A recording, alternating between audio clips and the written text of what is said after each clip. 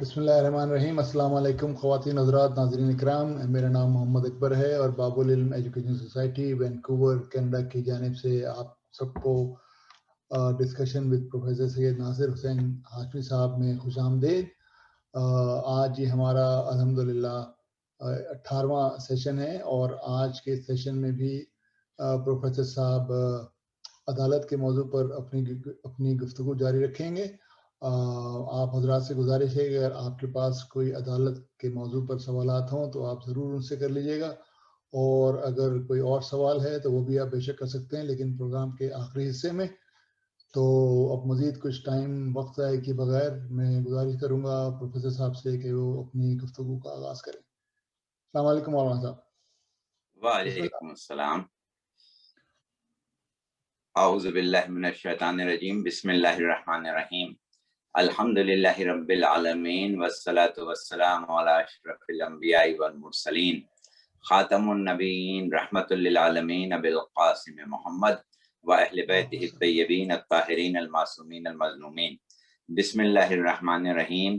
شہد اللہ انہ لا الہ الا ہوا والملائکۃ وَأُولُو الْعِلْمِ قَائِمًا بِالْقِسْطِ لا الہ الا ہوا هو العزیز الحکیم۔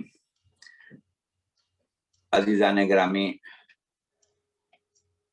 الحمدللہ آج ہم، جیسا کہ قبلہ ڈاکٹر صاحب نے فرمایا کہ 18ویں نشست میں آپ سے خطاب کی سعادت حاصل کر رہے ہیں، اور عقیدہ عدالت کے عنوان پر یہ ہماری دوسری تقریر ہے۔ گزشتہ تقریر میں جو گفتگو ہوئی وہ یقیناً آپ حضرات کے اذہان میں محفوظ ہوگی۔ بہرحال ہم اس کا کوئی باقاعدہ اعادہ یا خلاصہ بیان کرنے کی ضرورت محسوس نہیں کر رہے ہیں، کیونکہ خاص نکات آپ کے سامنے تھے اس مرتبہ بھی، اور اس دفعہ بھی نکات آپ کے سامنے ہوں گے۔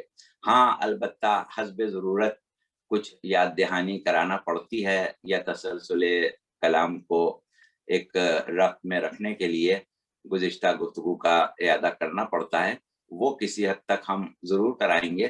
لیکن آج ہم جو نکات آپ کی خدمت میں پیش کریں گے وہ گزشتہ نکات کے تسلسل میں اب اس سے آگے کے نکات ہیں۔ تو بہرحال ہم آج کا جو آغاز کر رہے ہیں وہ اس چیز سے کر رہے ہیں کہ ہم نے گزشتہ تقریر میں یہ بتایا تھا کہ عقیدہ عدالت در اصل کیا ہے، عدالت کیا ہے، اور عام مسلمانوں کے عقیدے میں اور مکتب تشیع کے عقیدے میں عدالت کے عنوان سے کیا فرق ہے۔ تو آج پھر ہم گفتگو کو وہیں سے شروع کر رہے ہیں، اور جیسا کہ ہم نے کہا تھا کہ عالم اسلام میں مکتب تشیع کے علاوہ جن مکاتب کو قابل ذکر سمجھا گیا تھا اس میں دو مکاتب، ایک مکتب معتزلہ اور ایک مکتب اشاعرہ کا تعارف توحید کے سلسلے میں ہونے والی تقاریر میں ہی کرا دیا گیا تھا، کیونکہ توحید میں جو تفاوت، جو فرق اور جو امتیازات تھے ان کی طرف توجہ دلائی گئی تھی۔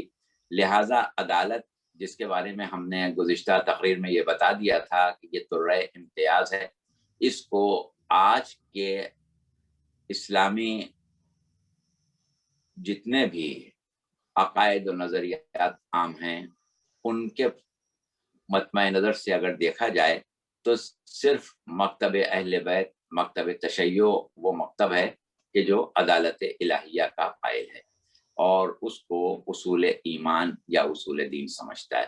اچھا، تو اب سوال ہم نے اس دفعہ یہ اٹھایا تھا کہ مکتب اہل بیت کے علاوہ جو آج عالم اسلام میں مختلف مکاتب اپنے فقہی امور میں ایک دوسرے سے مختلف ہیں، وہ عقیدے کے اعتبار سے بہرحال مکتب اشاعرہ سے ہی تعلق رکھتے ہیں۔ تو مکتب اشاعرہ کا مطمع نظر یہ ہے کہ پروردگار عالم قادر مطلق ہے.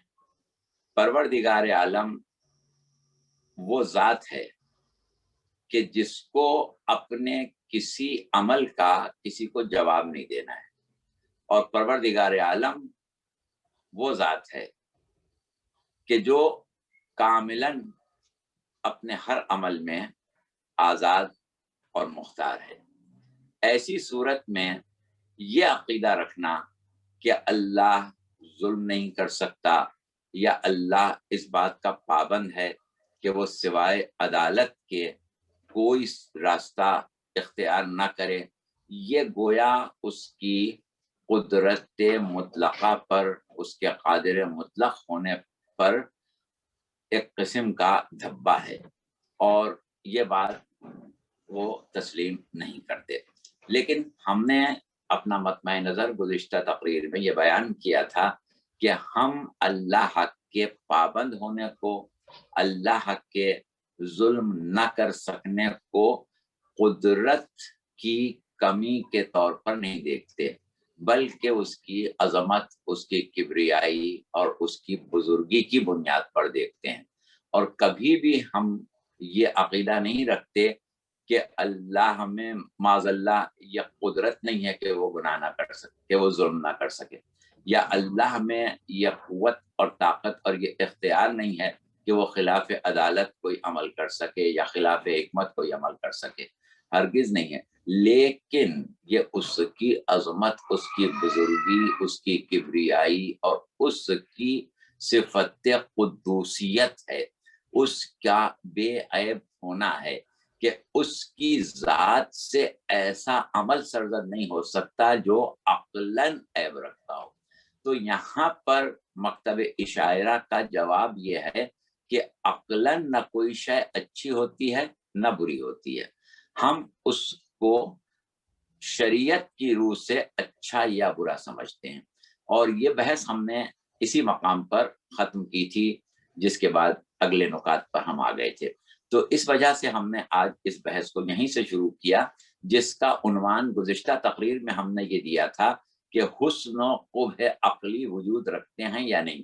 یعنی ہر اچھائی اور ہر برائی عقلاً خود بے نفس ہی اچھی اور بری ہے، یا اس کو اچھا یا برا قرار دیا گیا ہے. تو ہمارا عقیدہ یہ ہے کہ ہر شے میں حسن اور قبح بے نفس ہی موجود ہے، اور حسن اور قبح کا موجود ہونا اس معنوں میں ہے کہ تخلیق کے اعتبار سے ہر شے جو ہے وہ خیر ہے، اچھی ہے، بری ہے ہی نہیں. عملاً کوئی شے بری ہو جاتی ہے، یعنی انسان اس خیر کو چھوڑ کے جو کچھ کرتا ہے وہ برا ہوتا ہے. اور اس اعتبار سے ہم شریعت کو ایک ایسی آئینی حیثیت سے دیکھتے ہیں کہ جس میں شارع نے کسی ایسی بات کا حکم نہیں دیا جو عقلاً بری ہو، اور کسی ایسی بات سے نہیں روکا جو عقلاً اچھی ہو. بس یہ ہے ہمارا اور مکتب اشاعرہ کا فرق، اور یہی عقیدہ عدل کی بنیاد ہے. اب یہاں تک ہم نے گفتگو کو صرف دوہرا دیا جو گزشتہ دیر میں ہو چکی تھی. اب ہم ایک اور موقف کی طرف آ رہے ہیں، اور وہ موقف یہ ہے کہ ہم جب یہ کہتے ہیں کہ اللہ سے ظلم صادر ہو سکتا ہی نہیں، یہ ممکن ہی نہیں ہے کہ پروردگار عالم کی ذات سے ظلم صادر ہو، کیونکہ ظلم جو ہے وہ عقلاً قبیح ہے، بری چیز ہے. عقلاً ظلم کو برا سمجھا جاتا ہے. انسان کو جو پروردگار عالم نے تمیز دی ہے، فَأَلْهَمَهَا فُجُورَهَا وَتَقْوَاهَا، اس کی روح سے ہر انسان اس بات کو محسوس کرنے کے قابل بنا دیا گیا ہے کہ ظلم بری چیز ہے. اچھا، اب جب یہ بات طے ہو گئی کہ ظلم بری چیز ہے اور ذات واجب بے عیب ہے، تو یہ ممکن نہیں کہ سبوح و قدوس ذات سے ایسی کوئی بات سرزد ہو کہ جسے عقلاً قبیح کہا جا سکے۔ تو اب ہم یہ بات ایک ایسی عقلی دلیل سے کر رہے ہیں جو کہ ہماری گفتگو کا دوسرا نقطہ ہے کہ عقل سے کیسے ثابت ہو کہ اللہ ظلم نہیں کر سکتا۔ تو دیکھیے بات یہ ہے کہ ہم اس بات کا مشاہدہ ہمیشہ کرتے ہیں، اور اگر کوشش کریں تو کر سکتے ہیں۔ وہ یہ ہے کہ ظلم کرنے والا، خواہ وہ کوئی بھی ہو، ظلم کرنے والا اگر ظلم کرتا ہے تو ظلم کے کچھ محرکات ہیں۔ اگر ہم نظر غیر سے دیکھیں کہ ظلم کرنے والے نے ظلم کیوں کیا، تو ظلم کے محرکات ہمارے سامنے خود بخود جمع ہو جاتے ہیں۔ ہم یہ جانتے ہیں کہ ظلم کرنے والا خواہ کوئی بھی ہو، اس کے ظلم کا ایک محرک یہ ہوتا ہے کہ وہ ظلم اس لیے کرتا ہے کہ جہالت اور نادانی، کسی بات کا نہ جاننا، حقائق سے غافل ہونا، حقائق کا علم نہ رکھنا بعض اوقات ظلم کرنے کا سبب بن جاتا ہے، محرک بن جاتا ہے۔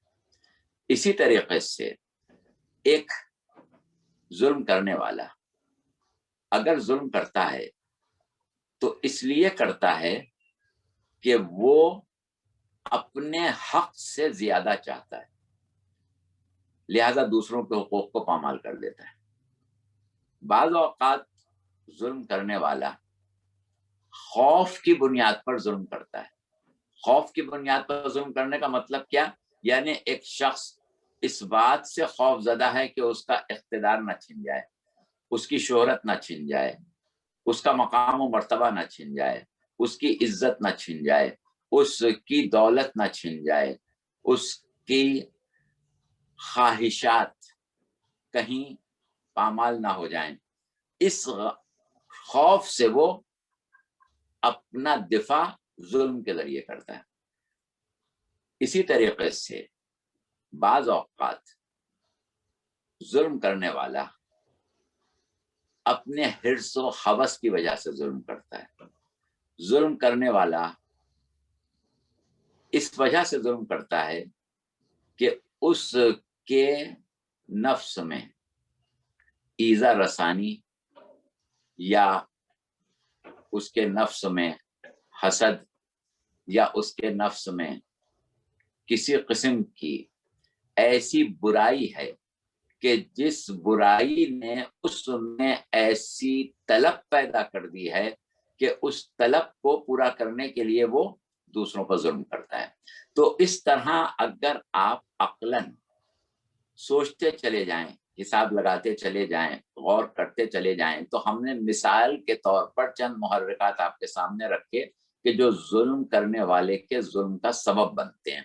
اگر ہم ان تمام محرکات کو جو ہم نے ابھی مثال کے طور پر بیان کیے، یا آپ کے ذہن میں اس کے علاوہ بھی بہت سے محرکات آ سکتے ہیں، ان سب کو ایک ایک کر کے ذات باری تعالی پر منطبق کرنے کی کوشش کریں تو کوئی بھی محرک ایسا نہیں ہے جو اس کی ذات پر منطبق ہو سکتا ہو۔ یعنی نہ وہ کسی قسم کا علم سے اس کو دوری یا نادانی معاذ اللہ ہو سکتی ہے، وہ ہر طریقے کا علم رکھتا ہے اور عالم ہونا اس کی صفت، اس کا عین ذات ہے۔ اسی طرح اللہ کو نہ خوف ہو سکتا ہے، نہ اللہ کسی کے حق کو پامال کر سکتا ہے، نہ اللہ کی قدوسیت میں کوئی نقص ہے، نہ اللہ کے لیے کوئی ایسا محرک کہ جو ظلم کا باعث بنتا ہے پروردگار عالم کی ذات پر منطبق ہو سکتا ہی نہیں۔ تو جب یہ بات طے ہو گئی کہ ظلم کا کوئی محرک اس کی ذات پر منطبق ہی نہیں ہو سکتا، تو ہم اس کی طرف سے ظلم کے صادر ہونے کی وجہ کیا بتائیں گے؟ کیوں ظلم کیا اس نے؟ ایک چیز۔ دوسری چیز یہ ہے کہ پروردگار عالم حکم دے رہا ہے کہ تم عدالت سے کام لو، تم ناپ تول میں عدالت کرو، تم ہر معاملے میں، ہر سلوک میں، ہر ضابطۂ حیات میں عدالت سے کام لو، ظلم سے بچو۔ ظلم کرنے والوں پر لعنت کر رہا ہے، ظلم کرنے والوں سے براعت ظاہر کر رہا ہے۔ تو یہ کیسے ممکن ہے کہ جس چیز کو وہ خود برا سمجھ رہا ہے اور خلائق کو اس سے بچنے کا حکم دے رہا ہے، یعنی ظلم۔ تو جب ظلم سے بچنے کا حکم دے گا اور ہر ضابطے سے ظلم کا خاتمہ کر دیا جائے گا تو سوائے عدالت کے رہ کیا جائے گا۔ اچھا، اس کے بعد ہم نے سرنامہ کلام میں سورہ آل عمران کی 18ویں آیت کی تلاوت کی تھی، اور اس کا مقصد بھی یہی تھا کہ یہ جو ہمارا نقطہ ہے کہ کیسے عقلاً ثابت کیا جائے کہ پروردگار عالم سے ظلم کا صدور ممکن ہی نہیں ہے۔ تو یہاں پر اس آیت کی تفسیر اور تشریح میں تو ہم نہیں جا رہے ہیں، صرف حوالے کے طور پر آیت ہم نے سامنے رکھی ہے، ورنہ آیت کی تفسیر یا آیت کی تشریح میں جائیں تو وہ تو پھر ایک الگ صورتحال پیدا ہو جائے گی۔ یہاں اللہ اپنی توحید سے گفتگو کا آغاز کر رہا ہے۔ شہد اللہ انہ لا الہ الا ہوا، اللہ نے اس بات کی گواہی دی ہے کہ کوئی معبود نہیں ہے، یعنی کوئی لائق عبادت نہیں ہے، یا معبود اور لائق عبادت کے الفاظ ہم الہ کے ترجمے میں کرتے ہیں، لیکن الہ کا لفظ جو ہے وہ وسیع ہے، صرف معبود اس کا ترجمہ نہیں، صرف لائق عبادت ترجمہ نہیں، بلکہ الہ کا لفظ ہم بہت وسیع معنوں میں استعمال کرتے ہیں۔ بہرحال یہاں ہم صرف الہ کا ہی لفظ استعمال کریں گے، اس کی تشریح بھی اس وقت ہمارے گفتگو کا موضوع نہیں ہے۔ تو بہرحال کوئی الہ نہیں ہے، یعنی وہ وحدہ لا شریک ہے، اس کی گواہی کس نے دی؟ اللہ نے دی۔ اس کے بعد کہا کہ والملائکۃ، کہ جتنے ملائکہ ہیں انہوں نے بھی یہ گواہی دی کہ پروردگار وحدہ لا شریک ہے۔ اور اس کے بعد اللہ نے اپنے کچھ بندوں کا تذکرہ کیا جو ملائکہ نہیں ہیں۔ بندے تو ملائکہ بھی، لیکن وہ بندے جو ملائکہ نہیں ہیں، لیکن ان کی صفت یہ بتائی کہ وہ اولو العلم ہیں، صاحبان علم ہیں۔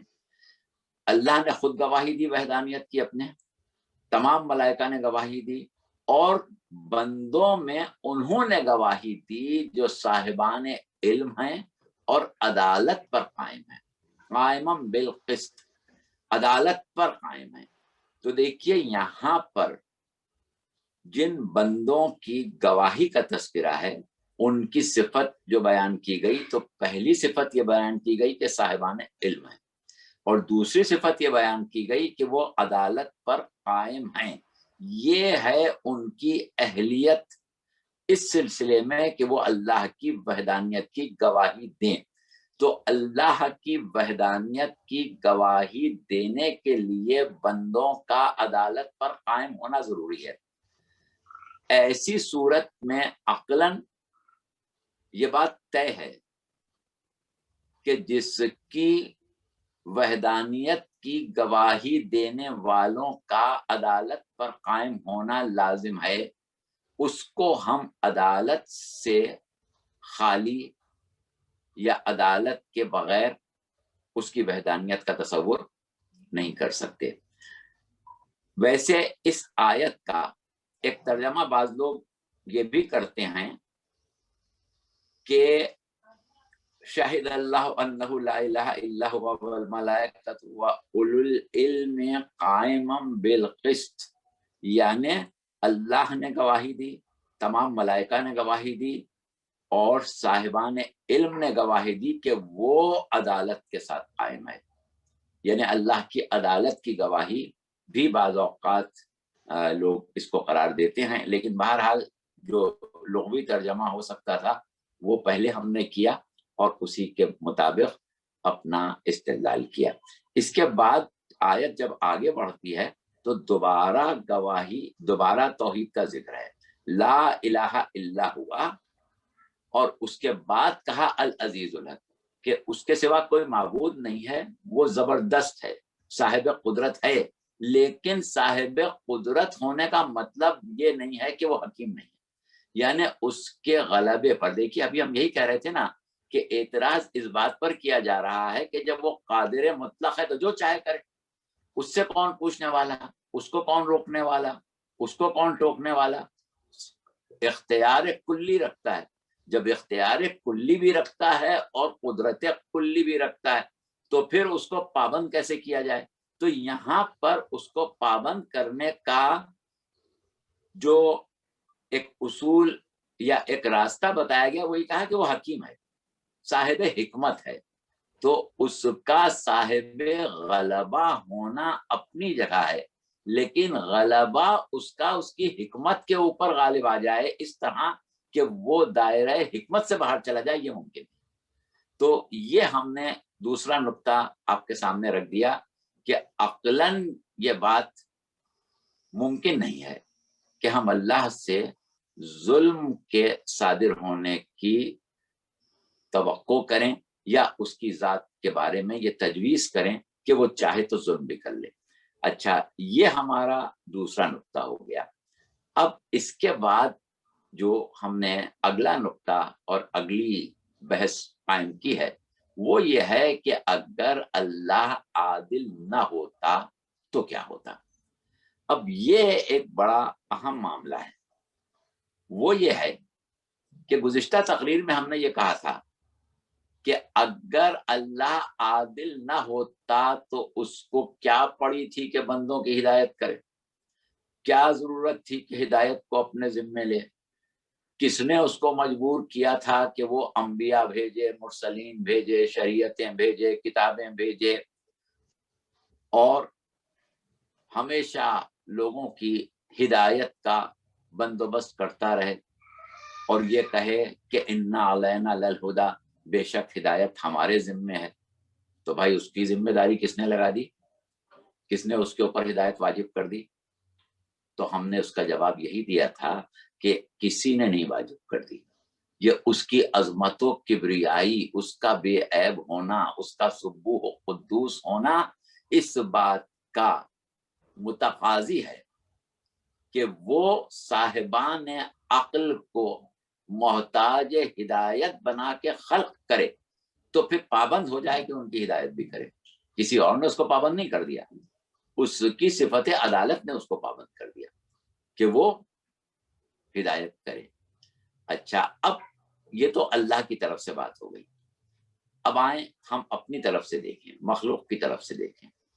ہم کو اس بات کا 100% یقین ہے کہ ہم اللہ کی عبادت کرتے ہیں تو اللہ ہماری عبادت کی قدر بھی کرتا ہے۔ ہم اللہ کی عبادت کرتے ہیں تو اللہ اس کا صلہ بھی دے گا۔ ہم اللہ کے لیے حسن ظن رکھتے ہیں، ہم اللہ کے لیے اپنے نفس میں جگہ رکھتے ہیں، ہم اللہ کے لیے ہر قسم کی قربانی دینے کو تیار ہو جاتے ہیں، تو اس یقین کے ساتھ کہ یہ چیزیں ضائع نہیں ہوں گی۔ اگر ہم یہ مان لیں کہ اللہ تو قادر مطلق ہے، جو چاہے کرے، اسے کون روک سکتا ہے، جیسا کہ یہ عقیدہ ظاہر کیا جاتا ہے کہ پروردگار عالم روز حشر بھی انبیاء کے ساتھ، مرسلین کے ساتھ، صالحین کے ساتھ، صدیقین کے ساتھ، عابدین کے ساتھ جو سلوک چاہے کرے، اور شیاطین کے ساتھ بھی جو سلوک چاہے کرے۔ یعنی جو سلوک شیاطین کے ساتھ کرے وہ ہو سکتا ہے جو صالحین کے ساتھ کرے، اور جو سلوک صالحین کے ساتھ کرے وہ ہو سکتا ہے وہ جو شیاطین کے ساتھ کرے۔ معاذ اللہ، معاذ اللہ، اس قسم کی جو گفتگو بعض حلقوں سے کی جاتی ہے اس کا رد ہم اللہ کی عدالت کی بنیاد پر ہی کرتے ہیں۔ تو اگر ہم یہ مان لیں کہ اللہ پابند ہی نہیں ہے، جو چاہے کر سکتا ہے، اور معاذ اللہ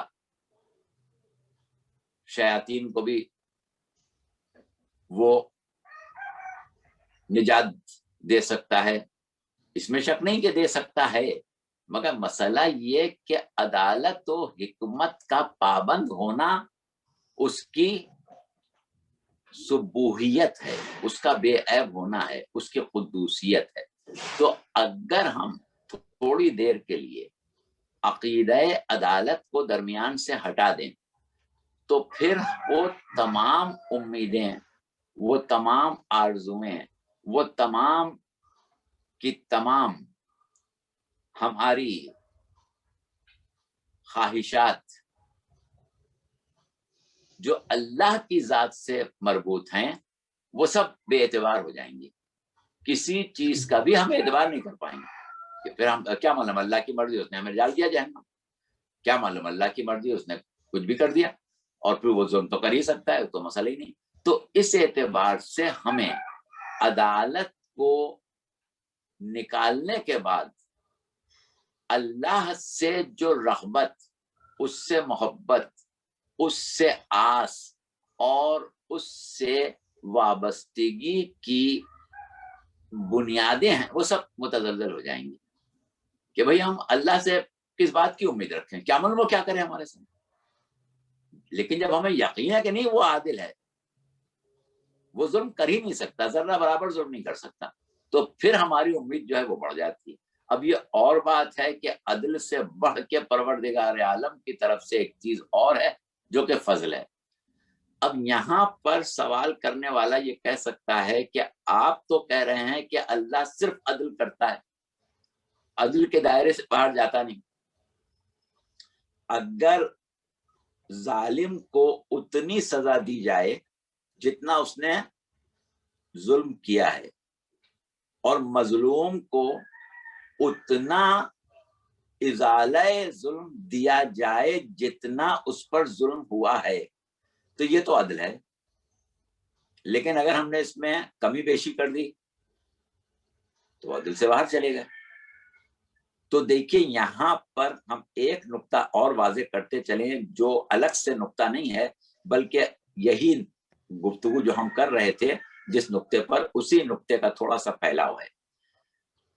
ایک چیز ہوتی ہے جنس اور ایک چیز ہوتی ہے وزن۔ جب آپ ترازو کے دو پلے سامنے اٹھاتے ہیں تو ایک پلے میں آپ رکھتے ہیں وہ پیمانہ وزن، 1 کلو کا، 2 کلو کا، آدھے کلو کا، 4 کلو کا، 5 کلو کا، 1 من کا پیمانہ وزن رکھتے ہیں، اور دوسرے پلے میں وہ جنس رکھتے ہیں کہ جو عین اس معیار کے برابر ہو۔ اب اگر جنس جو ہے اس کا پلہ ہلکا ہو اور معیار وزن کا پلہ بھاری ہو تو ہم کیا کہیں گے؟ یہ ظلم ہے۔ اس سے اللہ نے بندوں کو بھی منع کیا، تو جب بندوں کو منع کیا ہے تو خود کیوں کرے گا؟ اب یہ اور بات ہے کہ مکتب اشارہ کہے کہ وہ تھوڑی پابند ہے، شریعت اس کے لیے تھوڑی ہے، وہ تو ہمارے لیے ہے، تو یہ پھر ان کا مطمع نظر ہے، ہمارا نہیں ہے۔ ہم کہتے ہیں جس چیز سے اللہ نے دوسروں کو منع کیا خود کبھی نہیں کرے گا۔ تو اب اگر جنس کا پلہ ہلکا رہ جائے اور وزن کا پلہ بھاری ہو جائے تو یہ ظلم ہو جائے گا۔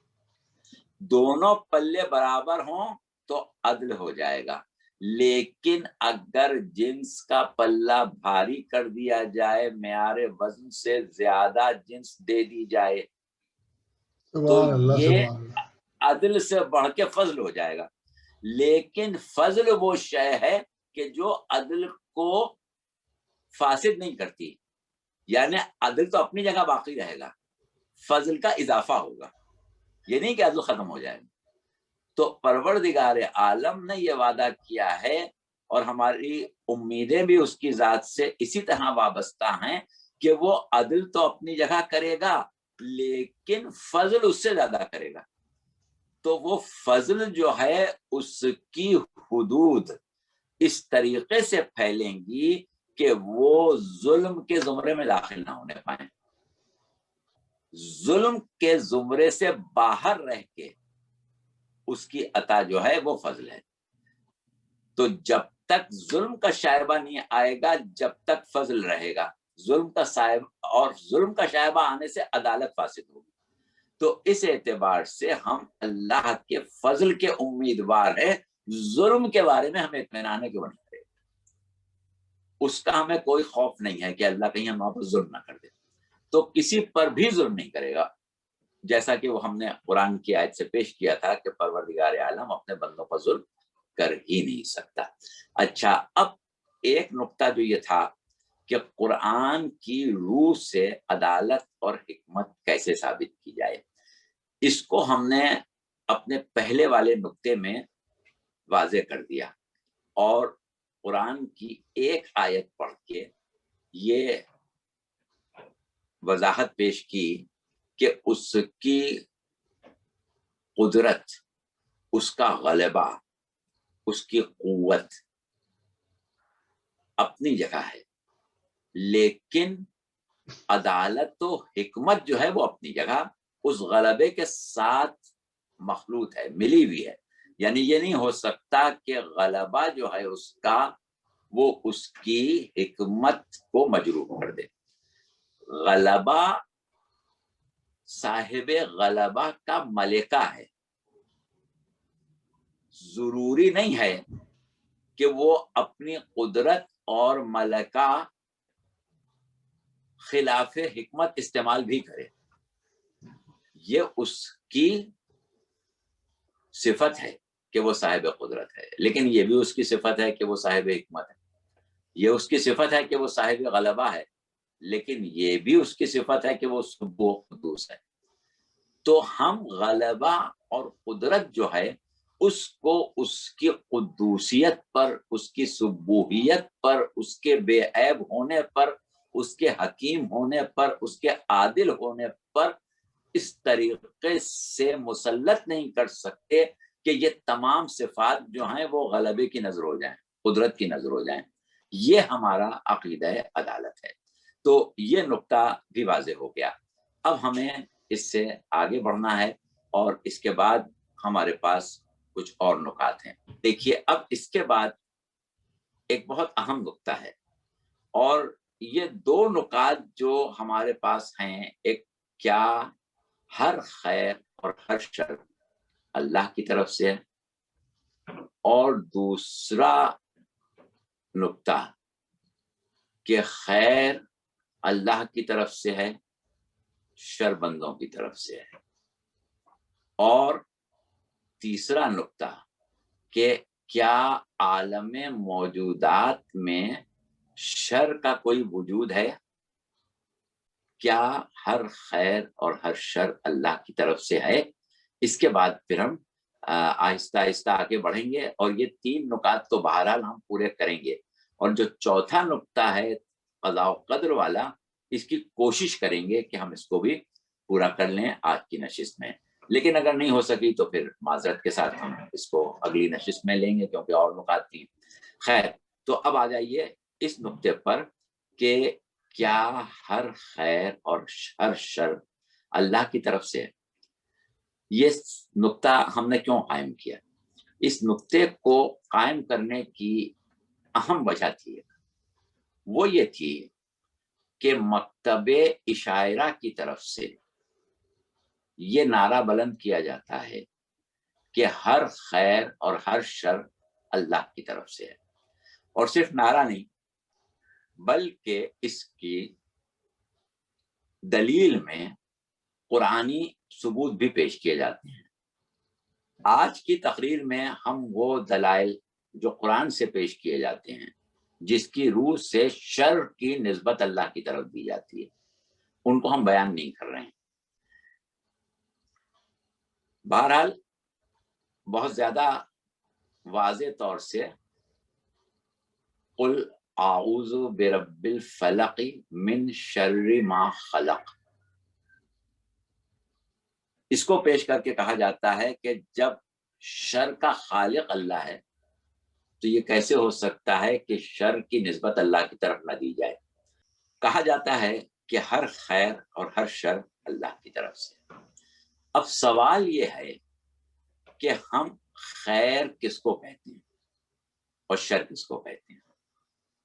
جب تک کہ یہ بات واضح نہ ہو کہ خیر کیا ہے اور شر کیا ہے، جب تک ہم یہ فیصلہ نہیں کر سکیں گے کہ ہم ان چیزوں کو ذات باری تعالی جو سبوح و قدوس ہے، جو عادل و حکیم ہے، جو قادر مطلق ہے، اس کی طرف ان چیزوں کو منسوب کر سکتے ہیں یا نہیں کر سکتے.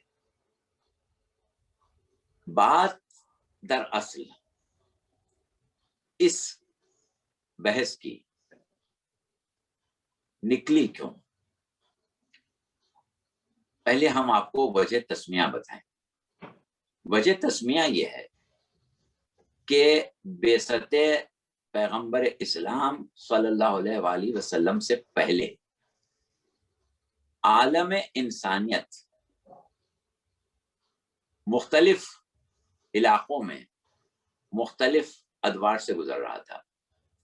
اس میں شک نہیں ہے، جو گفتگو ہم گزشتہ تقریر میں کر چکے، کہ جزیرہ نما عرب پست ترین علاقہ تھا انسانی اقدار کے اعتبار سے، لیکن علوم و فنون میں بھی بہت پیچھے تھا. اس کے برخلاف سب سے زیادہ قوی، سب سے زیادہ مہذب، سب سے زیادہ بڑی سلطنت فارس کی تھی، جن کی اپنی ثقافت تھی، اپنے نظریات تھے، اپنے ان کے بنیادی عقائد تھے، ان کا دین تھا، اور ان کی مادی، فنی اور اقتصادی اور دیگر قسم کی ترقیاں تھیں. دوسری طرف یونان تھا جو علوم میں اپنا ثانی نہیں رکھتا تھا. تیسری طرف اور ہند تھا یا اور مقامات تھے. روم تھا کہ جو طاقتور سلطنت کی تھی. ایران یا فارس جو تھا وہ بہت دور دور تک پھیلا ہوا تھا. عراق کا وہ علاقہ جو مدائن کہلاتا ہے، وہاں سے لے کے اور وسط ایشیا جو قازقستان اور ترکمانستان اور آذربائیجان وغیرہ کی ریاستیں ہیں جو کبھی روس میں شامل ہو گئی تھیں دوسری جنگ عظیم کے بعد، وہ سب فارس میں شامل تھیں. افغانستان کی کوئی وجود نہیں تھا. یہ سب علاقے فارس کی سلطنت میں شامل تھے. تو نتیجہ یہ تھا کہ پوری دنیا پر فارس کے اثرات تھے، اور فارس کے اثرات کا نتیجہ یہ تھا کہ لوگوں میں فارس کے عقائد کے نظریات کے اثرات بھی سرایت کر گئے تھے. اور جو عقیدہ اہل فارس کا تھا، ان کے یہاں خیر اور شر کو دو قسم کے موجودات قرار دیا گیا تھا، اور دو قسم کے موجودات اس طریقے سے قرار دیا گیا تھا کہ خیر کو یہ کہا گیا تھا کہ یہ وہ امور ہیں اور وہ مخلوقات ہیں کہ جو عالم انسانیت کی ضرورت ہیں، عالم انسانیت کا وقار ہیں، عالم انسانیت کا حسن ہے، اور ان کا ہونا انسانیت کا عروج ہے. اس کے برخلاف شر وہ چیزیں ہیں، وہ امور ہیں، وہ مخلوقات ہیں کہ جو عالم انسانیت کے لیے عیب ہیں، اور تقاضائے حسن انسانیت یہ ہے کہ ان کا وجود نہ ہوتا، ان کو ہونے نہیں چاہیے تھا. تو اب جب انہوں نے امور عالم، نظام کائنات اور مخلوقات کو دو حصوں میں تقسیم کر لیا، ایک شرور اور ایک اخیار، ایک کا تعلق خیر سے اور ایک کا تعلق شر سے. تو اب ان کی یہ مجبوری ہو گئی کہ وہ توحید پر کیسے باقی رہیں. اگر وہ خدا کو بے عیب، پاک و پاکیزہ، خیر کا صادر کرنے والا مانے تو شرور کو کہاں لے جائیں. لہذا انہوں نے اس صفت پروردگار عالم کا تحفظ کرنے کے لیے توحید پر ہی ضرب لگا دی اور یہ عقیدہ اختیار کر لیا کہ جتنے شرور ہیں ان کا خالق الگ ہے اور جتنے اخیار ہیں، جتنے خیریں ہیں، ان کا خالق الگ ہے. اب انہوں نے خیر کے خالق کا نام یزدان اور شر کے خالق کا نام اہرمن رکھا اور اس اعتبار سے دو مبدا بنا دیے تخلیق کے کہ ایک مبدا تخلیق شر اور ایک مبدا تخلیق خیر. جب ان لوگوں کو دعوت اسلام دی گئی تو ان سے یہ کہا گیا کہ دیکھو شر جو ہے اس کا کوئی خالق نہیں ہے، شر کا کوئی موجد نہیں ہے، شر کا کوئی مبدا نہیں ہے، بلکہ جس چیز کو تم خیر کہتے ہو اور جس چیز کو تم شر کہتے ہو وہ سب اللہ ہی کی طرف سے ہے، خدا وحدہ لا شریک کی طرف سے ہے. اگر ہم یہ نعرہ اس معنوں میں لگائیں کہ تم خیر کہو یا شر کہو تمہاری مرضی، لیکن وہ مبدا خلق کی طرف جب ہم جائیں گے تو وہ سوائے ذات خدا وحدہ لا شریک کے، سوائے ایک خلاق عالم کے کوئی اور ذات نہیں ہے. اس اعتبار سے اگر ہم کہیں کہ ہر خیر اور ہر شر اللہ کی طرف سے ہے تو بات بالکل صحیح ہے. لیکن اگر ہم یہ کہیں کہ خیر خیر ہے، شر شر ہے اور اللہ خیر کا بھی خالق ہے، شر کا بھی خالق ہے، تو یہ عدالت کے خلاف ہو جاتا ہے. یہ ایک اہم بحث ہے، ایک اہم فلسفہ ہے جس کے لیے ہم آپ کو ایک زحمت فکر دے رہے ہیں، یعنی آپ کے اوپر یہ فکر بار ہو سکتی ہے لیکن اس کو سوچنا پڑے گا. تو اب بات یہ ہے کہ ہماری بحث آگے بڑھتی ہے اور دوسرے نقطے کی طرف آتی ہے، بلکہ تیسرے نقطے کو ہم پہلے لیں گے، دوسرے کو بعد میں لے لیں گے. تیسرے نقطے کی طرف کہ کیا عالم موجودات میں شر کا وجود ہے بھی کہ نہیں. تو ہم یہ ثابت کرنا چاہتے ہیں کہ خیر ہی خیر ہے مبدأ تخلیق کی طرف سے. شر کبھی بھی نہ ایجاد کیا جاتا ہے اور نہ ہی خلق کیا جاتا ہے. ہمیشہ خیر ایجاد کی جاتی ہے، خیر خلق کیا جاتا ہے. شر اپنا کوئی وجود رکھتا ہی نہیں. اس کو ثابت کرنے کے لیے ہم فلسفے کے ایک خاص شعبے کی طرف آتے ہیں. فلسفے کی روح سے وہ چیزیں یا وہ امور کہ جو ہمارے احساس میں آ سکتے ہیں دو قسم کے ہیں. ایک وہ ہیں کہ جنہیں ہم جوہر کہتے ہیں اور ایک وہ ہیں کہ جنہیں ہم عرض کہتے ہیں. جوہر ان چیزوں کو کہتے ہیں کہ جو بے نفس ہی اپنا وجود رکھتے ہیں اور عرض ان چیزوں کو کہتے ہیں کہ جو بے نفس ہی وجود نہیں رکھتے لیکن عدم جوہر کی وجہ سے یا کسی اور نسبی وجوہ کی وجہ سے ہمیں محسوس ہوتے ہیں.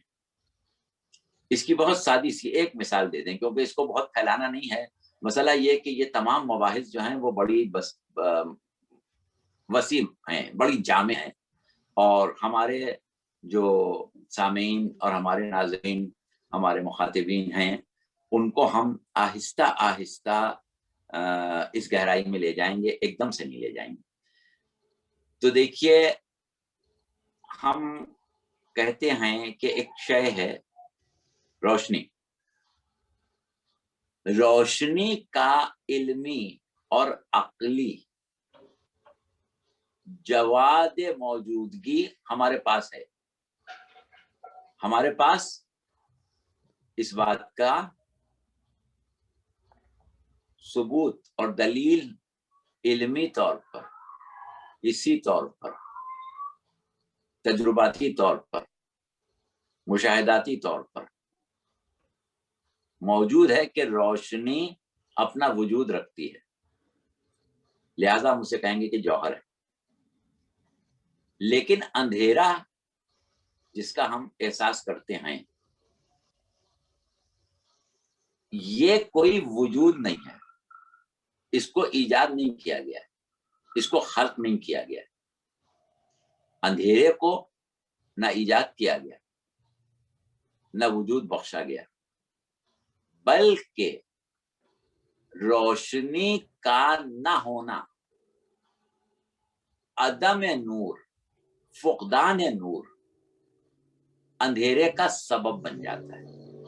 یعنی یہ ایک ایسی علت ہے کہ جو مبدأ خلق کی طرف سے نہیں ہے، بلکہ ایک نسبتی یا نسبی عدمی حیثیت رکھتی ہے۔ اندھیرا خلق نہیں کیا گیا ہے، اندھیرے کو ایجاد نہیں کیا گیا ہے، بلکہ روشنی کا نہ ہونا اندھیرا ہے۔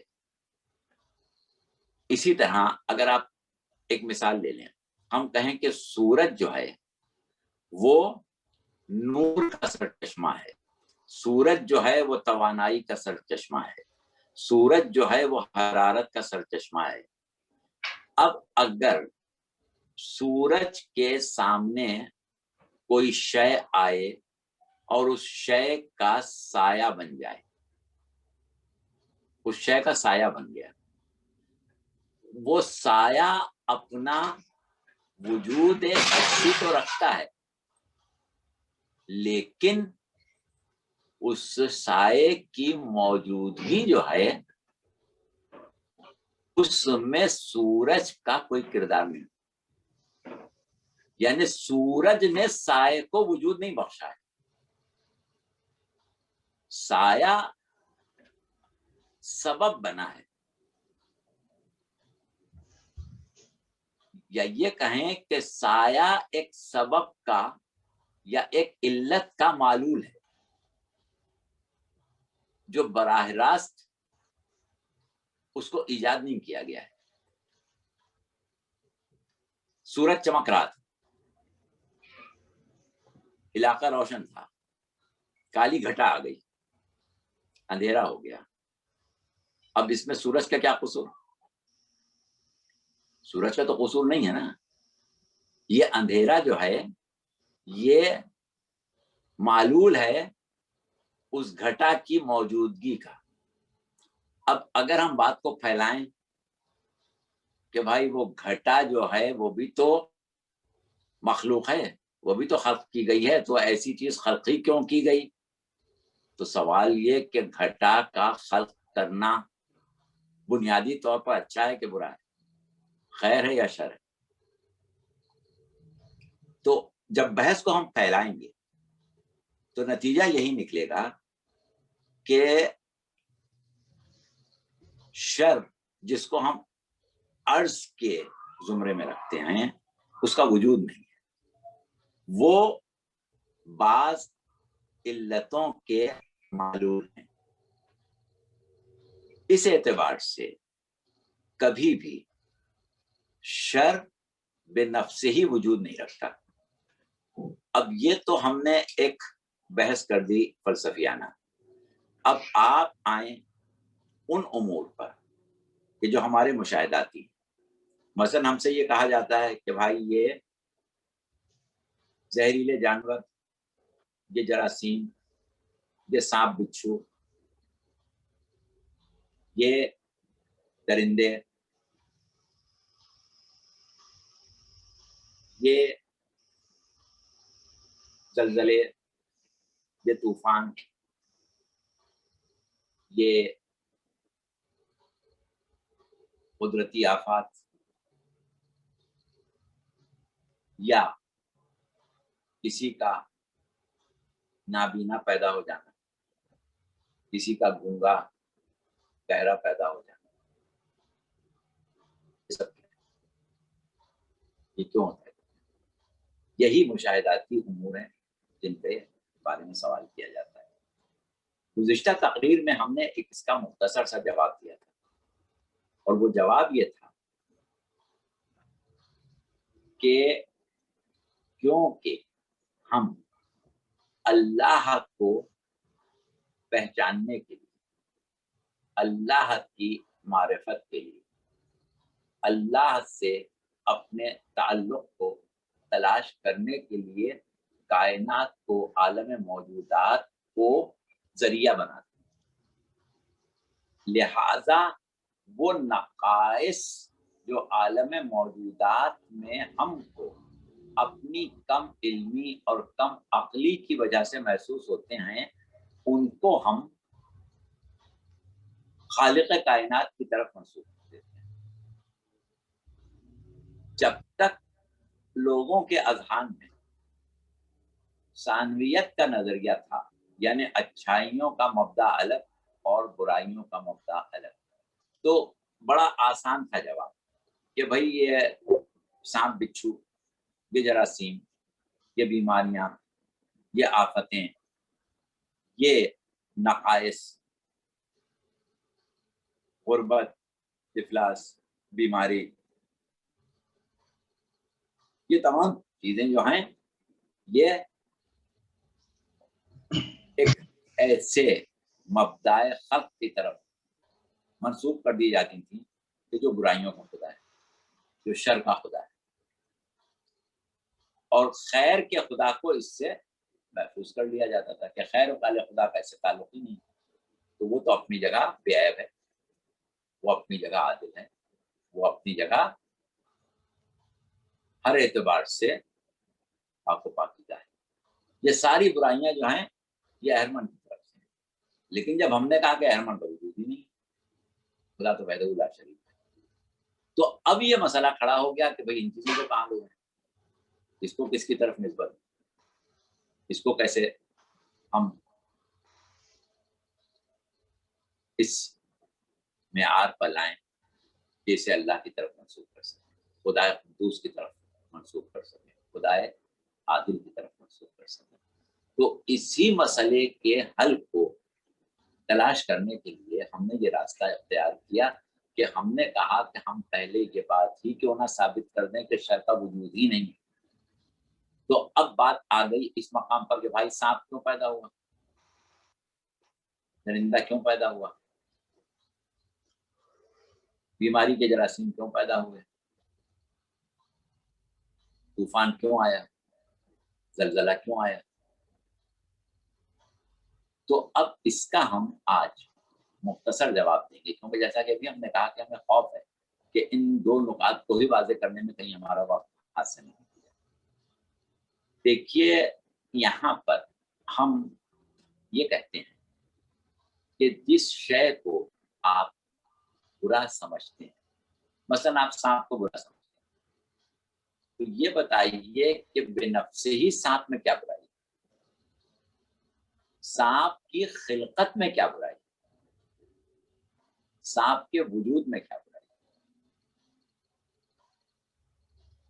سانپ کس کے لیے برا ہے، یعنی سانپ کی برائی جو ہے وہ نسبت سے ہے، بے نفسی نہیں ہے۔ بتائیں سانپ کیا فصلوں کو نقصان پہنچاتا ہے؟ کیا سانپ میووں کو نقصان پہنچاتا ہے، درختوں کو نقصان پہنچاتا ہے؟ سانپ نظام کائنات میں کوئی خلل ڈالتا ہے؟ سانپ اس لیے برا ہے کہ سانپ کے زہر کے اثر سے بعض مخلوقات کی جان جا سکتی ہے، ورنہ خود سانپ میں کیا برائی؟ تو اس کا مطلب یہ ہوا کہ ہماری نظر میں جو چیز بری ہے وہ زندگی کا زیاں ہے، زندگی کا ضائع ہو جانا ہے، اور کیونکہ زندگی کے ضائع ہو جانے کا سبب سانپ بن سکتا ہے، اس لیے ہم نے سانپ کو برا سمجھ لیا۔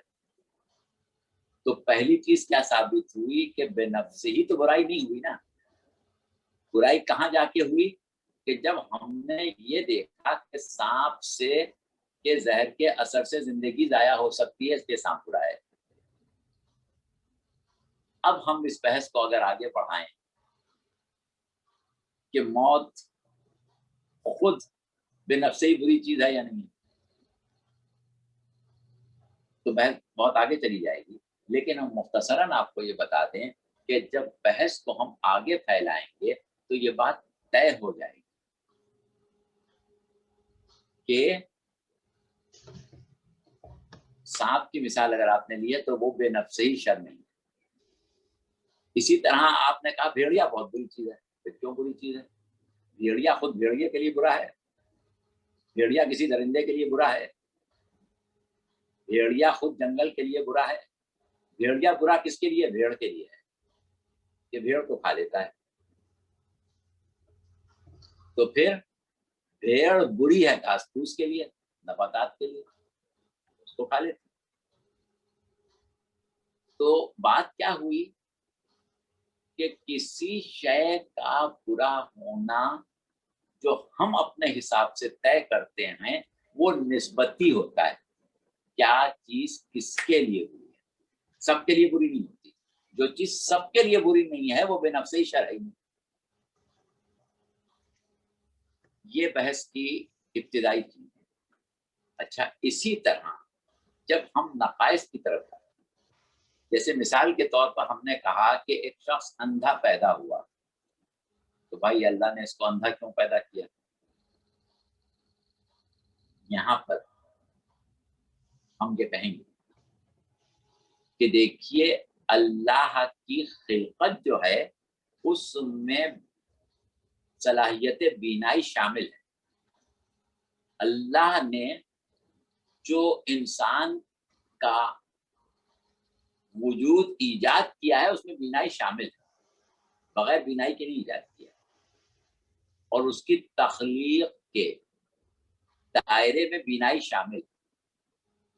اگر ایک آدمی اندھا ہے تو بینائی تو جوہر ہے، بینائی اپنا وجود رکھتی ہے، نابینائی کا کوئی وجود نہیں ہے۔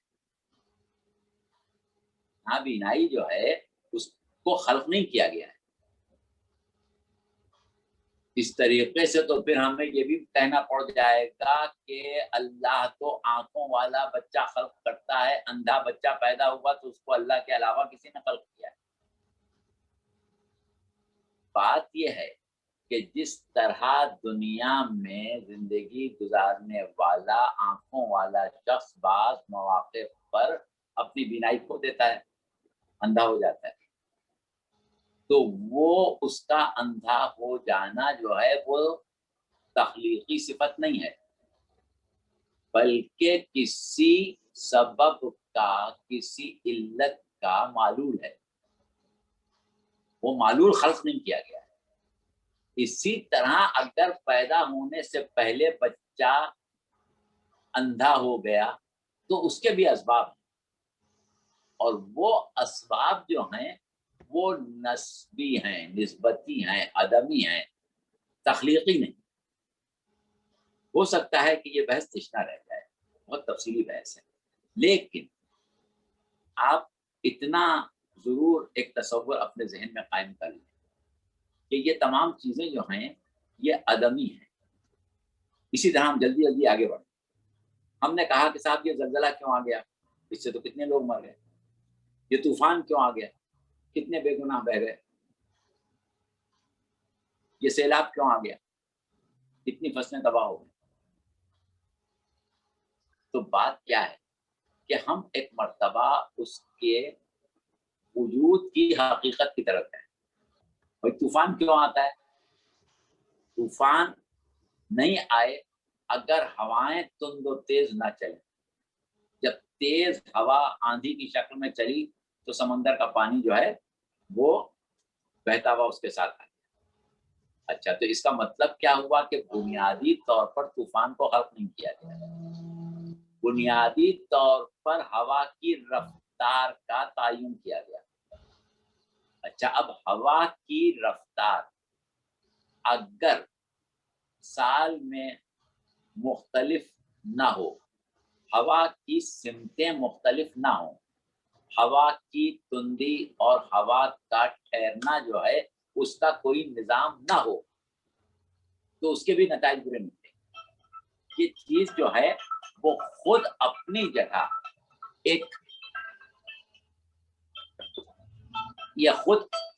اپنی جگہ ایک حکمت رکھتی ہے. اب یہ چیزیں بری اس لیے ہوئی کہ نقصان کا سبب بنی. اگر نقصان کا سبب نہ بنتی تو بنیادی طور پر بری بھی نہیں ہوتی. اور نقصان کا سبب اس لیے بنی کہ انسان کی جاہلیت، انسان کی فکر کی خرابی.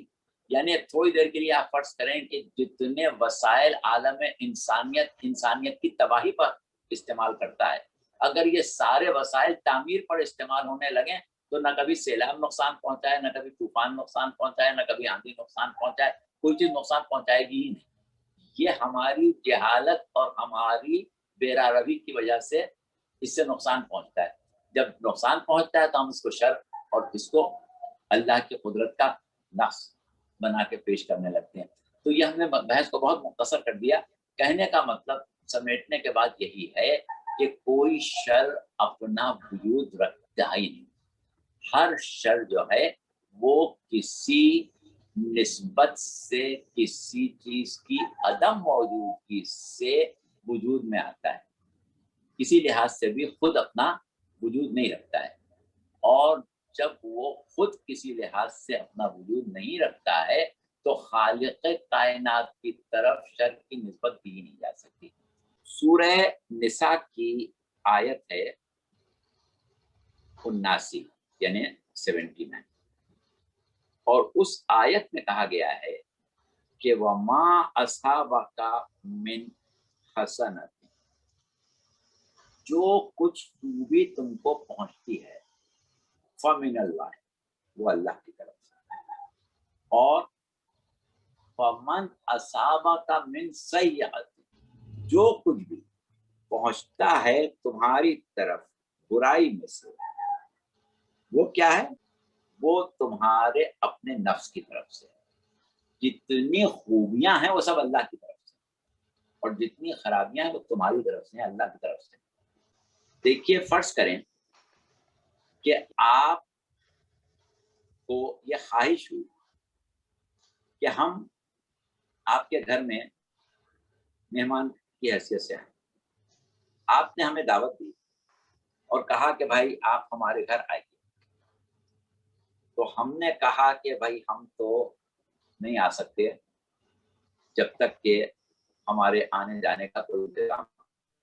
آپ نے کہا کوئی مسئلہ نہیں ہے، وہ انتظام ہم کر دیں گے. ہم نے کہا ہم نہیں آ سکتے جب تک کہ ہمارے لیے کھانے کا انتظام ہو. آپ نے کہا مسئلہ نہیں، ہماری طرف سے دعوت. ہم نے کہا نہیں بھائی، وہ آپ کی دعوت ہم کیسے قبول کریں، ہم تو پرہیزی کھانا کھاتے ہیں. آپ نے کہا کوئی بات نہیں، ہم پرہیزی کھانا منگاتے. ہم نے کہا نہیں صاحب، وہ کھانے کے بعد ہمیں تو میٹھا بھی چاہیے ہوتا ہے. آپ نے کہا کوئی مسئلہ نہیں، میٹھا آپ کے لیے انتظام کر دیں. نتیجہ یہ ہوا کہ جتنا ہم پھیلتے گئے، جتنا ہم اپنے نہ آنے کے بہانے تراشتے رہے، اتنا آپ تواضع میں کشادگی اختیار کرتے گئے، یہاں تک کہ آخر کار ہمارے پاس اب کوئی راستہ باقی نہیں اور ہم کو آنا پڑا. اب بتائیے کہ ہمارے آنے میں جو صورت پیدا ہوئی وہ ہمارا کمال ہے، اس کا سہرا ہمارے سر ہے یا آپ کے؟ ظاہر ہے کہ ہر شخص یہی کہے گا کہ بھائی یہ تو بلانے والے کے سر ہے سہرا، آنے والے کا کوئی کمال نہیں. آنے والے نے تو نہ آنے میں کوئی کسر نہیں چھوڑی، یہ تو بلانے والے کا کمال ہے کہ اس نے بلا لیا۔ اب ہم دیکھیں کہ ہر نیکی جو ہم کرتے ہیں اس کی بنیادی وجوہات کیا ہوتی ہیں؟ سب سے پہلی بات یہ کہ پروردگار عالم نے ہم کو فطرت حسنہ پر، فطرت اسلام پر پیدا کیا، پھر فَأَلْهَمَهَا فُجُورَهَا وَتَقْوَاهَا، اچھائی اور برائی کا الہام بھی کر دیا۔ پھر پروردگار عالم نے یہ کہا کہ ہم تم کو اچھائی کا اجر دیں گے، پھر یہ کہا نہیں 10 گنا دیں گے، 70 گنا دیں گے، پھر کہا کہ برائی کا جہاں تک تعلق ہے وہ تم توبہ کرو گے تو ہم معاف بھی کر دیں گے۔ غرض یہ کہ اس نے ضمیر بھی دیا، اس نے ہدایت بھی کی، اس نے علم بھی دیا، اس نے نیک و بد کی تمیز بھی دی، اس نے نیکی کا شوق بھی پیدا کیا، اس نے نیکی کی جزا دینے کا وعدہ بھی کیا، اس نے برائی کا خوف بھی دلایا، عذاب سے ڈرایا بھی، اتنے اسباب فراہم کر دیے کہ اب بھی ہم نیکی نہ کریں تو کیا کریں گے؟ تو اچھائی کا جو ایک صحرا تھا کہ جسے آپ کہتے ہیں کہ کریڈٹ کس کو گیا، وہ تو اللہ ہی کو گیا نا۔ اور اگر اتنی تمام باتوں کے بعد ہم نے برائی کر لی تو یہ کس کی طرف گیا؟ یہ ہماری طرف گیا۔ اچھا، اسی طریقے سے یہی مثال وہ ہے جو عقیدہ جبر کے بھی مقابلے میں استعمال ہوتی ہے۔ عقیدہ جبر پر ہم پہلے اپنی بعض نشستوں میں گفتگو کر چکے ہیں، اس لیے آج نہیں کر رہے ہیں، ورنہ یہ عقیدہ جبر ہو، تفویض ہو، قضاء و قدر ہو، شرور کا پیدا کرنا یا خیر و شر کا اللہ کی طرف سے ہونا یا نہ ہونا ہو، یہ تمام چیزیں جو ہیں ان کی مباحث ہم عموماً عدل کے ذیل میں ہی کرتے ہیں، عقیدہ عدل کے ذیل میں کرتے ہیں۔ بہرحال یہ بات ہو گئی۔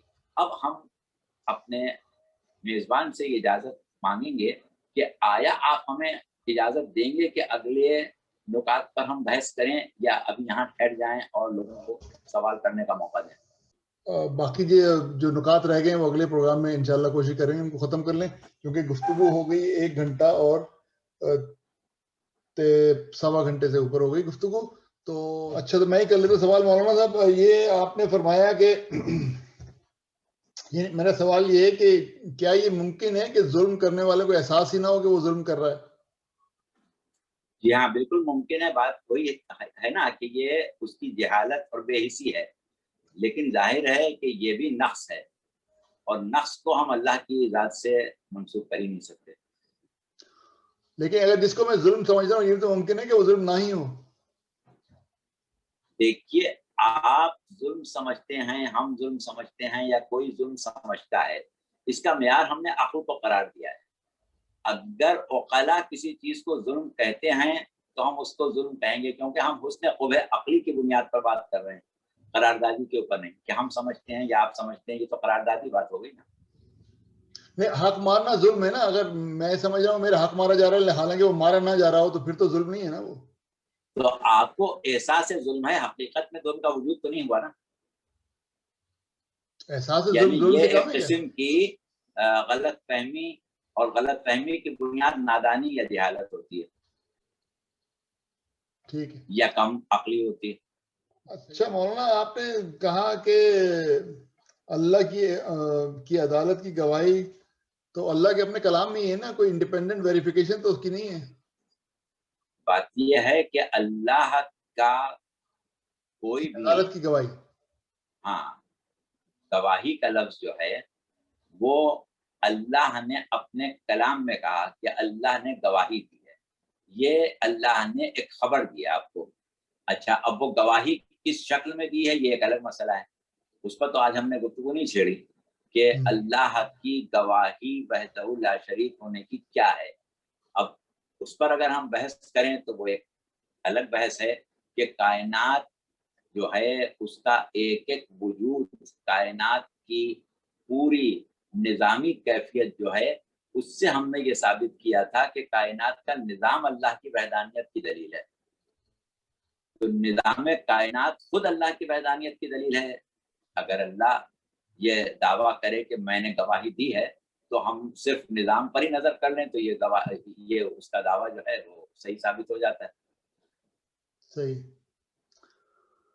اچھا اب آپ نے ذکر کیا سورج کا اور سائے کا, تو سایہ تو مرہون منت ہے سورج کا نا, اگر سورج نہیں ہے تو سایہ ہوگا ہی نہیں. بالکل صحیح ہے, لیکن سوال یہ کہ کیا سورج ذمہ دار ہے سائے کے وجود میں آنے کا؟ نہیں, سورج ذمہ دار تو نہیں, لیکن سایہ بھی انڈیپینڈنٹ تو نہیں ہے نا. سایہ تو ڈیپینڈنٹ ہے سورج کے اوپر. سایہ سورج پر ڈیپینڈنٹ ہے, صحیح ہے, مگر مسئلہ یہ کہ سورج اس کا ذمہ دار نہیں ہے.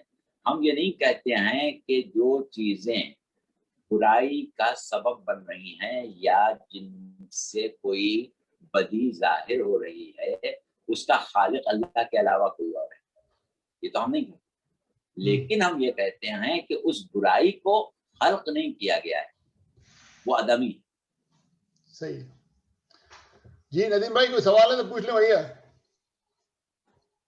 فرزانہ, ورنہ میں متفرق سوال میرے پاس 2-3 ہیں اور 11 بجنے میں 3 منٹ ہیں, تو ہمارے پاس کوئی 8 منٹ اور ہیں. ہمارے وہ معزز سامعین و سامعات جو سوال کرتے ہیں شاید آج موجود نہیں. ندیم بھائی جی بولیے, بسم اللہ کریں. کمنٹ ہے میرا. جی کریں. کمنٹ یہ ہے کہ جو مولانا صاحب نے اپنی پچھلی ڈسکشن میں جو کہا تھا کہ اہل ایمان اور اہل اسلام میں کیا فرق ہے, اور ہم مومن اس لیے کہلاتے ہیں کہ ہم ایک تو عدالت الہی پر بلیو کرتے ہیں اور نمبر 2 امامت پر بلیو کرتے ہیں. تو اس کے علاوہ ڈسکشن کے آغاز میں آپ نے 3 اور بھی فرق بتائے تھے اہل ایمان اور اہل اسلام میں, جس میں یہ تھا کہ جو تفکر کرے, جو سوچ بچار کرے توحید پر اور نبوت پر, یہ اس کے علاوہ 2 اور بھی آپ نے پڑھائے تھے. تو میرا تو کمنٹ یہ ہے کہ ہم لوگ جو اپنے آپ کو مومن کہتے ہیں تو وہ تو صرف نام کے لحاظ سے ہوتے ہیں, ہم نے تو کوئی تدبر یا تفکر نہیں کیا عدالت توحید پر یا نبوت پر. جی ہاں, بات یہ ہے کہ یہ ہم نے 3 چیزیں آپ کے سامنے رکھی تھی. ایک اللہم اغفر للمؤمنین والمؤمنات والمسلمین والمسلمات میں جہاں فرق کیا گیا ہے وہاں کی ایک قرآن کی آیت کی کہ جہاں پر ہم نے کہا تھا کہ قالت الاعراب آمنا قل لم تؤمنوا ولکن قولوا اسلمنا ولما يدخل الایمان فی قلوبکم, اس کے اوپر بات کی تھی. اور ایک بات کی تھی اصول ایمان اور اصول دین کے سلسلے میں. تو بات یہ ہے کہ ضروری نہیں کہ یہ تینوں جمع ہوں تو مومن ہوگا, بلکہ ان میں سے کسی ایک کی بنیاد پر آپ اس کو مومن قرار دیتے ہیں. تو ہم عموماً جب کسی کو مومن قرار دیتے ہیں تو اسی کی بنیاد پر قرار دیتے ہیں کہ وہ عدالت اور امامت کو تسلیم کرتے ہیں. اچھا مولانا میرے پاس متفرق سوال ہیں 1-2. ایک تو پہلے بھی یہ سوال کیا جا چکا ہے, لیکن پھر میں نے پڑھا سورہ رحمان کے اندر کہ بڑی بڑی آنکھوں والی حوریں جو ہیں وہ خیموں میں چھپی بیٹھی ہیں تمہارے لیے, تو خواتین کے لیے کیا ہے؟ دیکھیے بات وہی والی ہے کہ ابھی تھوڑا سا ٹھہر جائیے, ہمیں معاد پر وہ کہ ہم گفتگو سے آغاز کر چکے ہیں, لیکن عالم آخرت کے اوپر ابھی ہماری گفتگو سیر حاصل نہیں ہوئی تھی. صرف اس کا جواب قرآن سے آپ سن لیں کہ جس طرح آپ نے سورہ رحمان کا تذکرہ کیا, آپ سورہ واقعہ بھی پڑھیں. ہاں 3 قسم کے گروہ ہیں, جی ایک دائیں ہاتھ والے, ایک بائیں ہاتھ والے, ایک آگے بڑھ جانے والے. تو جب حوروں کا تذکرہ سورہ واقعہ میں آیا ہے تو صرف ایک ہی گروہ کے لیے آیا ہے, جبکہ دائیں ہاتھ والے جو ہیں وہ بھی مومنین ہیں, متقین ہیں, بہترین صفات کے حامل ہیں, لیکن ان کو اس زمرے سے نکال دیا گیا ہے. یہ ایک خاص طبقہ ہے جس کے لیے یہ بات کی گئی. اچھا, تو ایک چیز تو یہ ہے, اور دوسری چیز یہ ہے کہ ہمیں بہت ہی گہری بحث کرنا پڑے گی. حور العین ایک لفظ استعمال ہوا, یا آپ نے جیسے سورہ رحمان کی بات کی جس کا ترجمہ بڑی آنکھوں والی حوریں ہوا, تو یہ حور العین ہے کیا چیز؟ ہم اس کو صرف ایک زاویے سے دیکھتے ہیں. یہ ایک زاویہ نہیں ہے, اس کو اگر ہم ایک وجود کی حیثیت سے دیکھیں کہ حور کا وجود کیا ہے، تو پھر یہ والا مسئلہ مرد یا عورت والا یہ سب حل ہو جائے گا۔ اچھی بات ہے۔ اچھا، سورہ واقعہ کا آپ نے ذکر کیا، سورہ واقعہ میں بھی ایک جگہ جو ترجمے میں نے پڑھا کہ وہ یہ تھا کہ جو بہت سے لوگ اگلے لوگوں میں سے ہوں گے اور کچھ آخر دور کے ہوں گے، تو یہ آخر دور میں تو ہم ہی لوگ ہیں، اس میں سے کچھ ہی اگر ہوں گے تو پھر تو ہاں نہیں، وہ تو آپ آگے جو جا رہے ہیں سلۃ من الاولین و سلۃ من الاخرین میں، وہاں نہیں جائیں، اس سے پہلے جائیں، اس سے پہلے جہاں پر 3 گروپ ہیں وہاں کی بات کریں۔ اچھا ٹھیک ہے جی۔ کسی کے پاس سوال ہے کوئی؟ اگر نہیں ہے تو میں ایک بہت کنٹروورسی سوال کرنے لگا ہوں۔ ایک چھوٹا سا اور سوال کر لوں؟ جی بسم اللہ کریں۔ بس وہ سوال نہیں ہے بلکہ ڈیفینیشن پوچھنی ہے کہ تکوین، عالم تکوین اور عالم تشریح، تکوینی اور تشریحی، اس کی ذرا ترجمہ یا ڈیفائن کر دیں ذرا آسان الفاظ میں۔ اچھا ٹھیک ہے، وہ ہم کہہ دیتے ہیں۔ ابھی ہم نے وہ سورہ واقعہ کی طرف اشارہ کیا، سلۃ من الاولین و قلیل من الاخرین۔ اچھا، تو یہ جو ہم نے تکوین اور تشریح کی بات آپ فرما رہے ہیں، بات یہ ہے کہ ہم بہت ہی مختصر، کیونکہ وقت نہیں ہے ہمارے پاس، انشاءاللہ تکوین اور تشریح پر دوسرے مضامین میں ہم اس کو کوشش کریں گے کہ واضح کر دیں۔ ابھی فی الحال آپ یہ سمجھ لیں کہ بہت سے امور وہ ہیں کہ جن کا تعلق صرف اللہ کی ذات سے ہے، جیسے بارش کا برسنا، زمین کی گردش، سورج کا چمکنا، یا اور بہت سے امور جن کا تعلق اللہ کی ذات سے ہے، اس میں بندے کا کوئی دخل نہیں ہے، وہ نظام کائنات کا حصہ ہے۔ اسی اعتبار سے ہم اس کو تکوین کہتے ہیں۔ جیسے آپ نے کون و مکان کا لفظ سنا، بہرحال وہ اتنی تفصیل میں بھی نہیں ہے، تو وہ امور اللہ کے ہیں، اور کچھ امور وہ ہیں کہ جن کا اللہ بندوں کو حکم دیتا ہے۔ تو جن چیزوں کا اللہ بندوں کو حکم دیتا ہے وہ امور انجام دینے کی صلاحیت، قدرت اور اختیار بھی دیتا ہے۔ تو جن چیزوں کو انجام دینے کی صلاحیت، ملکہ، قدرت، اختیار انسان کو دیتا ہے، اور انسان سے یہ چاہتا ہے کہ وہ اس کام کو انجام دے، ان کو ہم امور تشریعی کہتے ہیں۔ تو امور تشریعی وہ ہیں جن میں انسان مختار ہے، امور تشریعی وہ ہیں جن میں انسان کو جواب دہی ہے۔ امور تکوینی کی نہ جواب دہی ہے اور نہ ہی اس میں انسان آزاد ہے، بلکہ اس میں مجبور ہے۔ تو امور تکوینی اور امور تشریعی کی یہ بہت ہی سادی سی ہم نے تعریف کر دی۔ اب ان دونوں کا ملاپ کیسے ہوتا ہے، دونوں چیزیں کیسے ملتی ہیں، یہ ہم نے غالباً پہلے بتایا تھا، آج پھر بتائے دیتے ہیں کہ دیکھیے یہ امر تشریعی ہے کہ آپ رزق کہاں سے کمائیں۔ اب یہ اور بات ہے کہ اللہ نے آپ کو حکم دیا ہے کہ حلال و پاکیزہ کماؤ، لیکن آپ آرام پہ کما سکتے ہیں، آپ کو اختیار ہے، وہ یہاں پر تشریعی امور ہے، لہٰذا اللہ نے آپ کو اختیار دیا ہوا ہے۔ اچھا، اس کے بعد آپ کو اختیار ہے کہ آپ کیا کھائیں، آپ کو اختیار ہے کہ آپ اپنی غذا کا انتخاب کر لیں، آپ کو اختیار ہے کہ آپ غذا کا نوالا بنا لیں، آپ کو اختیار ہے کہ آپ غذا کو منہ میں رکھ لیں، آپ کو اختیار ہے کہ آپ نوالے کو چبا لیں، آپ کو اختیار ہے کہ آپ نوالے کو نگل لیں۔ یہ سب امور تشریعی تھے۔ نگلنے کے بعد آپ کا اختیار ختم۔ اب جو کچھ ہوگا وہ پروردگار عالم کے اذن سے ہوگا، اس کا انہضام، اس کا خون بننا یا اس کا غذائی اجزاء بننا یا اس سے توانائی بننا یا اس سے دیگر چیزوں کا وجود میں آنا یا پورا نظام ہاضمہ سے گزرنا، یہ سب جو ہیں یہ امور تکوینی ہیں۔ اب اس میں آپ کا اختیار ہے نہ آپ کی جواب دہی ہے۔ تو کھانے تک، نگلنے تک تشریح تھا، نگلنے کے بعد تکوین ہو گیا۔ یہ ایک مختصر سا ہم نے خاکہ بیان کر دیا، باقی انشاءاللہ کبھی اور تفصیل سے بتا دیں۔ جی شکریہ۔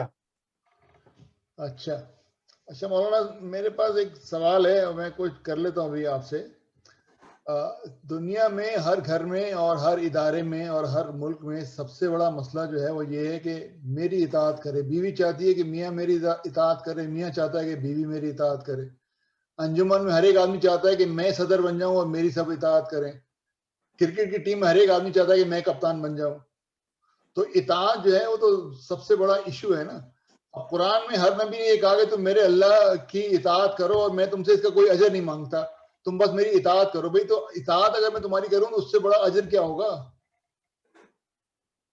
ہاں, بات یہ ہے کہ پروردگار عالم نے انسان کو اتنی عظیم اور اتنا اعلیٰ مقام دیا ہے کہ اس نے یہ کہا ہے کہ یا بنی آدم خلقت الاشیاء لاجلک فخلقتک لأجلک, اے بنی آدم, یہ ہم نے حدیث قدسی سے پہلے بھی بعض مواقع پر آپ کے سامنے پڑھی, ہم نے ہر شے کو تیرے لیے پیدا کیا ہے لیکن تجھ کو اپنے لیے پیدا کیا ہے. تو اپنے لیے پیدا کرنے کا مقصد ہی یہ ہے کہ اصول معرفت, اصول تقرب اور اس خاص مقام اور ہدف تک پہنچنے کے لیے خلق کیا ہے جو پروردگار عالم نے انسان کے لیے متعین کیا ہے. اور اس میں بنیادی چیز جو ہے وہ یہ ہے کہ بندگی صرف اللہ کی ہو. یہی ہے توحید کا درس, کہ ہماری بندگی کی جتنی بھی کیفیات ہیں وہ سوائے خدا کے کسی اور کی طرف نہ جھکنے پائیں. جب ہم چاہتے ہیں کہ لوگ ہماری عزت کریں, لوگ ہماری اطاعت کریں, لوگ ہمارا لوہا مان لیں, لوگ ہماری تعریف کریں, تو گویا ہم بندگی پروردگار عالم سے باہر نکل کے بندگی نفس کے دائرے میں داخل ہو جاتے ہیں. اور یہی وہ شے ہے جو ہمیں توحید سے باہر نکال دیتی ہے. تو توحید یہ ہے کہ انسان اطاعت سوائے اللہ کے کسی کی نہ کرے. وہ توحید اطاعت میں ہم نے توحید افعالی کے ذریعے میں بیان بھی کیا تھا. اب آپ نے سوال یہ کیا کہ رسول اپنی اطاعت کی بات کر رہے ہیں, تو مسئلہ یہ ہے کہ رسول اپنی اطاعت کی بات نہیں کی. کلام الہی اللہ یہ کہتا ہے کہ میری اطاعت کرو, اطیعوا اللہ و اطیعوا الرسول, یعنی بنیادی طور پر اطاعت جو واجب ہے بندے پر وہ اللہ کی ہے, لیکن اطاعت کے معنی یہ ہیں کہ جب حکم آئے تو اس پر عمل کرو, جو حکم دیا جائے اس پر عمل کرو.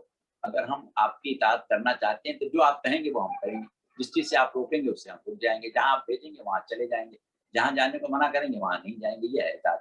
تو اللہ کیونکہ اپنے بندوں کو براہ راست احکامات جاری نہیں کرتا بلکہ انبیاء اور رسول کے ذریعے جاری کرتا ہے, اور اب فی زمانہ جو ہے وہ نبی آخر جو ہیں انہی کے ذریعے شریعت مکمل ہوئی ہے.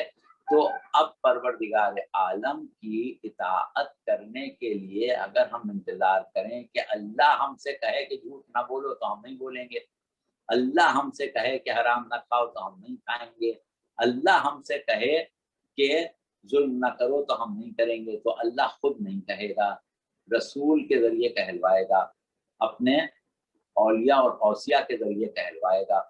اور ان کی اطاعت در اصل ان کی اطاعت نہیں بلکہ اللہ ہی کی ہوگی. نہیں تو یہ پھر مسکنسیپشن ہے نا کہ میں اس کام کا تم سے کوئی اجر نہیں مانگ رہا, تم بس میری اطاعت کرو. تو لگتا یہ کہ بھئی آپ مجھ کو فالو کریں, آپ ایکچولی حالانکہ گاڈ خدا کو فالو کر رہے ہیں آپ, ٹھیک ہے, لیکن یہ لگتا یہ کہ بھئی میں تو فری سروس پرووائڈ کر رہا ہوں لیکن تم میری اطاعت کرو. تو اس کا مطلب یہ ہے کہ ہاں, بس اس کا مطلب یہی ہے کہ میرا اجر یہ ہے کہ تم اللہ کی اطاعت کرو. اب وہ پلٹ کے کہے گا اللہ نے تو مجھے حکم ہی نہیں دیا, میں کیسے کروں؟ صحیح, تو اس کا جواب یہ ہوگا کہ میری کر لو وہی اللہ کی. صحیح, ٹھیک, اچھی بات ہے. اچھا یہ 1 گھنٹہ اور پورا 1.5 گھنٹہ ابھی ہو گیا. کسی کے پاس سوال کوئی ہے تو کر لیں, آپ کے آخری موقع ہے. مولانا یہ حضرت علی کو خلیفہ بھی کہتے ہیں نا ہم لوگ, جی تو وہی خلیفہ اس پیریڈ میں بھی تھے 23 سال میں, پروفٹ کے مرنے بات انتقال یہ کے بعد سے ہے لے کے 40 تک. کہ ہاں, بات یہ ہوتی ہے کہ خلیفہ خلف سے بنا بات کہنے والا ہے.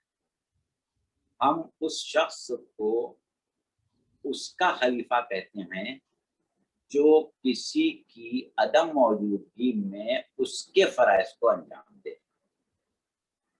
جیسے مثال کے طور پر ایک بستی میں ایک ڈاکٹر رہتا تھا, وہ لوگوں کا علاج کرتا تھا. اب اگر وہ ڈاکٹر کسی وجہ سے وہ بستی چھوڑ کے چلا جائے یا مر جائے تو اس کے خلیفہ کی یعنی اس کے جانشین کی اس کے نائب کی ضرورت پڑے گی.